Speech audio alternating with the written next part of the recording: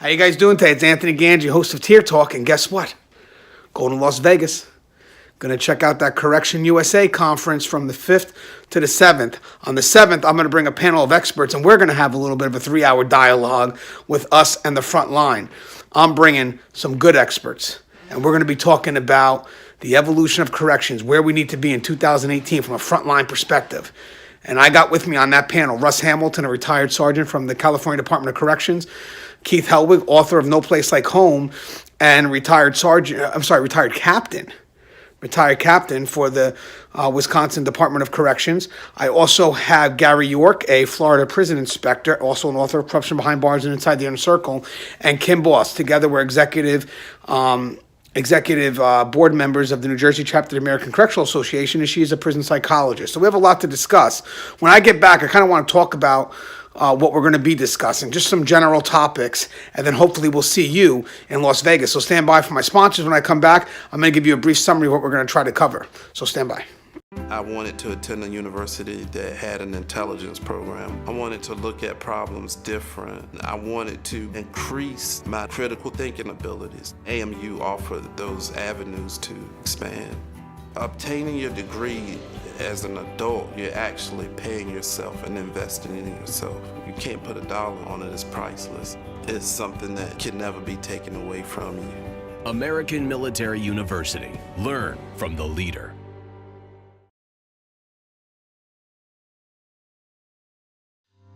Being a corrections officer takes its toll on even the strongest individuals. The constant need to perform at the highest level, putting your life at risk in a hostile environment, and the mental scarring of traumatic experiences. 31% of corrections officers show symptoms of PTSD, and 66% of people with PTSD also suffer with a substance abuse problem. The Transformations First Responders program is specially designed to help veterans and officers heal from the grips of addiction and PTSD in a comfortable, supportive, and serene setting. You are not alone. If you have questions about the services we offer, give us a call at 866-762-8454 to get more information on this affordable and life-changing program. All right, thanks for coming back. So I'm going to go out to Las Vegas. I'm bringing a panel of experts with me, and we're going to talk about growing concerns that are affecting the corrections field. And it's good because we still have the concerns left over from 2017 that we still need to be addressed. But I do believe our voice is being heard. Now, guys, if you like this channel, guys, please subscribe, interact, engage, and hit that bell.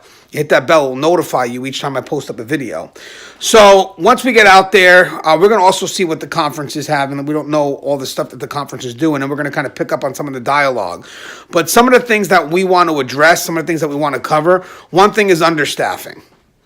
Understaffing is a major concern in our correctional facilities across the country. We know that. Okay, we work it, we live it, we feel it. And right now, people are hiring out of desperation, which means that the people you're putting next to me to walk on a tier, you're putting me in danger.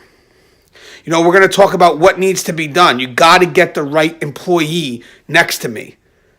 You got to get someone that is worthy of this position. That means you have to exhaust every option, including competitive salary, pension, good benefits.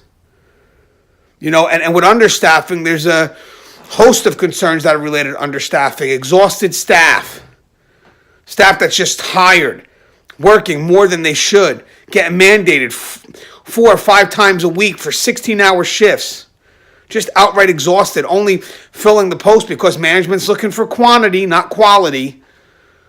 You know, the preventive measures are being thrown out the windows. Are we doing our searches? Do we have teams on standby?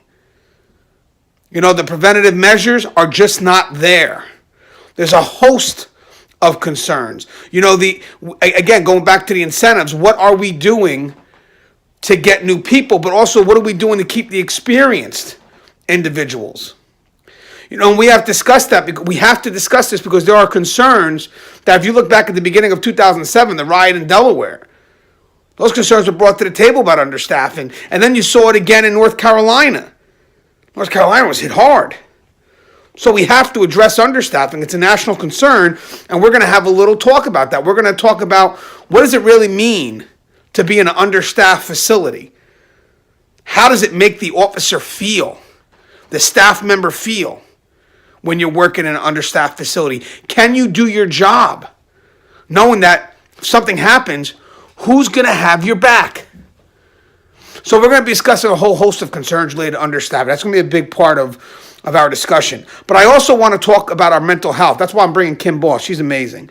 I want to bring her because I want to talk about our mental health and well-being because, guys, we're going back into environments that are highly stressful. How do we process the stressors? How do we deal with this in a manner that protects our mental health? I mean, imagine North Carolina, that incident in October. 4 staff members gone, taken. The officers have to go back into that environment now where those they love were killed.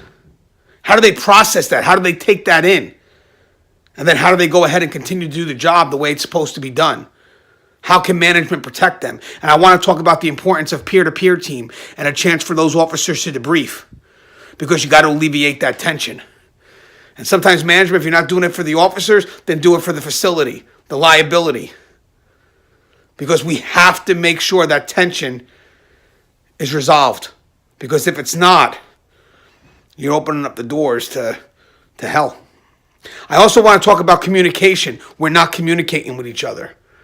Frontline has a list of concerns and they're not being heard. Look what happened again. We're going back to Delaware. And management admitted. Yeah, they said it, but you know what? We're not responsible for employee safety. So this whole time when you have this animosity about wondering if management really cares, thank you, State of Delaware, for putting it out there that you don't. Because people thought it, but it was never confirmed. Communication is preventive. You listen to your front line, you can prevent. You ignore your front line, you react, you get people killed. Simple as that. So we need to talk about the importance of communication. And that communication at this point is that open door policy. We're talking about communication that flows from the bottom to the top. It's not being heard. And speaking of communication, I also want to talk about leadership. And what I mean by leadership is no more boss mentality. We need leaders that we can respect. We need leaders who are out on the front line. We need leaders who are interested in what the employees have to say. We need leadership. We need leadership that recognizes that we fail. We don't fail in isolation. We fail as a team. If we succeed, we don't succeed in isolation. We succeed as a team. And we need them to see that there's a joint effort here, that we're all one. We need leadership that cares enough for the front line because they feel that they're a part of the front line, not in isolation of the front line. And also, I want to talk about complacency too, guys. Incident in Georgia, and I want to bring about complacency. I want us to make sure that we understand what our policies are, what our procedures are, and that we're not having, unfortunately, complacency breeding complacency. You know, we have to make sure that we know our policies. Again, that's good for us too, because if ever we have to deviate from policy, we need to be able to explain from that point of policy where we deviated. So we really need to know policy. And I want to talk about the scramble too, because we're dealing with human behavior. And policy doesn't cover everything, and we're going to be scrambling. But at the end of the day, we need to know where we got to be. And if you don't understand policy, then you're scrambling with no direction. And most importantly, I want to talk about cross-perspective training. I want to talk about how the roles of each department interact with each other, each responsibility from each department, and how they play a part in the overall mission of the agency, but how we need to work together for that mission. Right now, we're working kind of separate of each other when we shouldn't. We should be working collective. So it'd be a good idea to understand each other's role.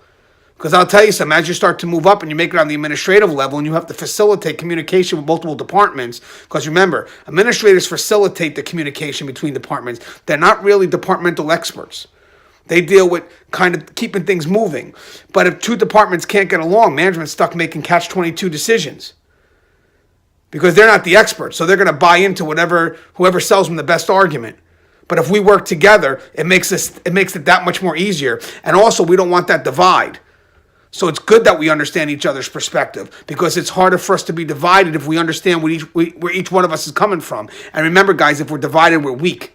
If we're weak, we're vulnerable. And the inmates will take advantage of that. So we have a lot to cover. See you in Vegas. And guys, subscribe, interact, engage. Your channel's Tier Talk. Like, hit that bell. And hopefully we all get to Vegas and we have a drink. Take care, guys. Love you guys.